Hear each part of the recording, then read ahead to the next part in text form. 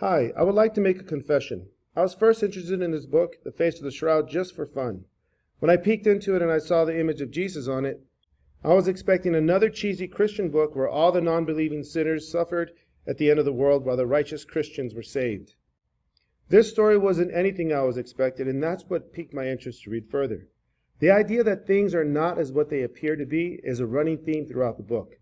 I saw some other ideas I thought were interesting, and I'd like to share with you on this review. After reading the book twice, I wrote down some ideas. I emailed the author to confirm, see if those ideas are okay. She didn't email me back about those ideas, but she did suggest that I could write a review and possibly she can share it. One of the early themes that comes up in the book is the concept of nihilism.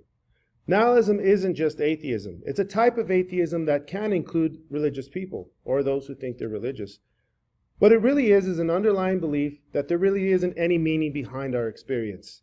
It brings about an anxiety before death and forces us to cling to power, whether it's status, privilege, money, or a sense of virtuous righteousness. However, one deals with nihilism is the ultimate condition of despair. A society of nihilists do not work together. Instead, they see the other in opposition to what they see as good, while defining the others as obstacles to their happiness. They are the creators of their fear. Either way, we do not work together to solve any crisis. We make the crisis. We see the other, who does not belong to our worldview, as evil and the source of all our anxiety. That may lead us to believe that the only way we can be happy is to annihilate the source of that anxiety. Ironically, we engage in this culture war. We feel justified by our actions and violence. In this war we call politics. Now, the characters in the story are all dealing with nihilism in their own way. Some of the characters feel the need to find meaning, and some others feel the need to embrace nihilism by protecting their privilege and status at all costs. The first character we are introduced to is Olivia. On the surface, Olivia seems to have a great life, wonderful fiancé, and great friends.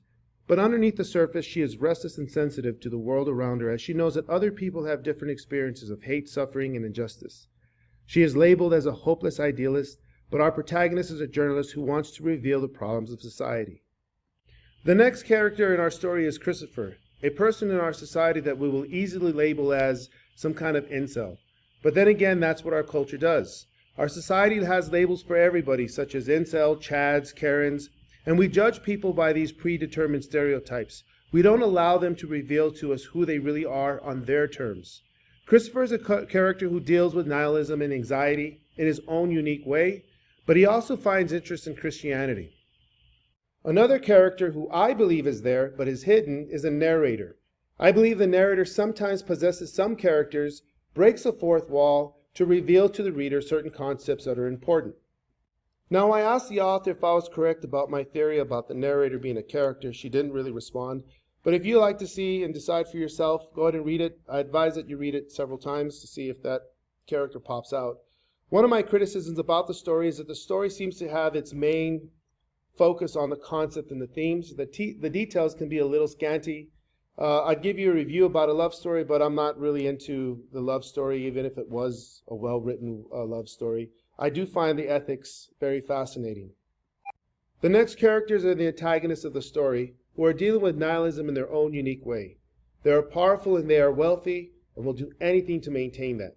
They claim to be Christian, but they don't seem to be worried about the final judgment as they ignore the sufferings that they cause on others. They appear to be part of a grand conspiracy, but let me remind you, nothing is as it appears in the story. We use the term objectification to signal some kind of injustice towards the other.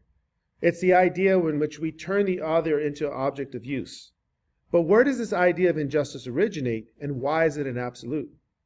The story explores these two questions by focusing on the teaching and the death of Jesus. We find the idea of personhood introduced into our history on the Sermon on the Mount. Jesus, claiming to be God with authority, announces that it's just not the act of murder that is wrong, but the envy in the mind, the temptation to use the other, or to disregard the other from our responsibility. Our rational minds blind us from the true relationship that we should have with the other. In our quest for social justice, we are quick to call out those who prejudge and objectify, but we also fail to look deeper into ourselves and find that hypocrisy. So instead, we make politics, and it makes us feel way better. We pass on that responsibility to some tribal political group and then blame them for not fulfilling their responsibility. which still makes us feel more better. They in turn love the drama. They like to secure these votes. The political right identifies themselves as Christian, but in reality their platform is mostly economic prosperity. And on the left we see the need for social justice, but believe somehow the government can change the hearts of people. They don't embrace the concept of divine command, nor do they believe that there's something wrong with the human heart. Instead, they turn to a materialist idea of Marxist ideology. So the story is going to ask us to look at the revelation of the face. If the world is unknown because at some physical level we really don't know what's going on, or we're surrounded by fake news, advertisement, or manipulation of culture, what is true is the face of the other. We may not know the hidden person behind the face, but we know for sure that what we are interacting is with another person, not something that we could objectify as use as tools or claim to be our enemy just because we were told to do so. The face of the other is all we know, and it's really the true experience of our reality. So the story leads us to consider the concept of the Holy Trinity, a God of persons who face each other with absolute love and wishes for us to do the same. It is interesting that the author suggests that love does not conquer evil with power, but by growing larger. It is the face that saves us, and the face of the person of the Trinity who revealed himself to us and demonstrated the love of God. There are plenty of people that are trying to make society better by being consistent and avoid hypocrisy. For instance, vegans are worried about the clothes they wear, make sure there was no use of animals. People who are worried about the environment are also concerned about their environmental impact. And others who are worried about those who are marginalized speak up for them. But I like to make a point that the concept of marriage in this story is not the biblical traditional role that someone should play under a patriarchy. No, in this case, marriage is the foundation of justice. It is a point where one person says to the other that the intimacy is legitimate. It is real and is unconditional.